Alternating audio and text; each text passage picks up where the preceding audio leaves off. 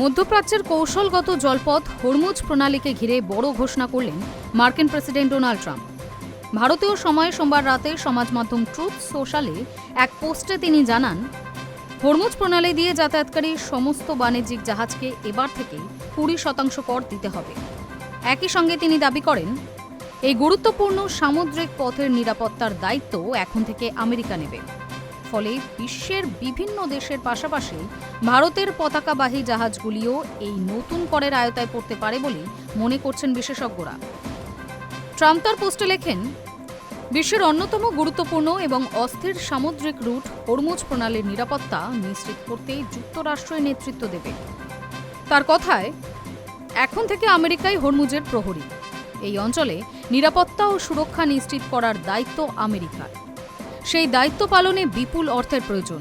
তাই হরমুজ দিয়ে যাতায়াতকারী সমস্ত বাণিজ্যিক জাহাজ থেকে 20% করে কর নেওয়া হবে। মার্কিন প্রেসিডেন্ট এই করকে ক্ষতিপূরণ বা কম্পেনসেশন ফি হিসেবে উল্লেখ করেছেন। তিনি জানান, খুব শীঘ্রই এই কর আদায়ের জন্য প্রয়োজনীয় প্রশাসনিক ব্যবস্থা ও পরিকাঠামো গড়ে তোলা হবে।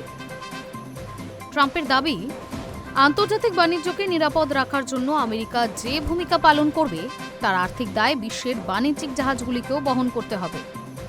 তবে এই ঘোষণার পাশাপাশি আরও একটি গুরুত্বপূর্ণ বার্তা দিয়েছেন ট্রাম্প।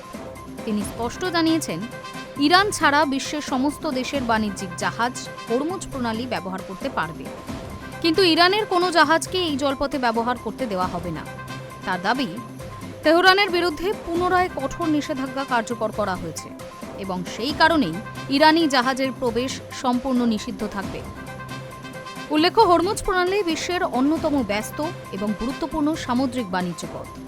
পারস্য উপসাগর থেকে বিশ্বের বিভিন্ন দেশে অপরিশোধিত তেল ও প্রাকৃতিক গ্যাসের বড় অংশ এই পথ দিয়েই রপ্তানি হয়। সৌদি আরব, সংযুক্ত আরব আমিরশাহী, কুয়েত, কাতার, ইরাক সহ একাধিক তেল উৎপাদক দেশের জ্বালানি রপ্তানির প্রধান রুট এটি। বিশ্বের মোট সমুদ্রপথে পরিবাহিত অপরিশোধিত তেলের উল্লেখযোগ্য অংশ প্রতিদিন এই প্রণালী অতিক্রম করে। ভারতের ক্ষেত্রেও হরমুজ প্রণালীর গুরুত্ব অত্যন্তই বেশি। ভারতের মোট অপরিশোধিত তেল আমদানির একটি বড় অংশ আসে উপসাগরীয় দেশগুলি থেকে। ফলে ভারতীয় পতাকাবাহী জাহাজ কিংবা ভারতের জন্য তেল বহনকারী বিদেশি জাহাজগুলিকে যদি অতিরিক্ত 20% কর দিতে হয়, তাহলে পরিবহন ব্যয় উল্লেখযোগ্যভাবেই বেড়ে যেতে পারে। তা সরাসরি প্রভাব পড়তে পারে অপরিশোধিত তেলের দামের উপর এবং শেষ পর্যন্ত দেশের জ্বালানি বাজারেও মূল্যবৃদ্ধির আশঙ্কা তৈরি হতে পারে। বিশেষজ্ঞদের মতে, এই সিদ্ধান্ত কার্যকর হলে আন্তর্জাতিক শিপিং শিল্পে বড় পরিবর্তন আসতে পারে।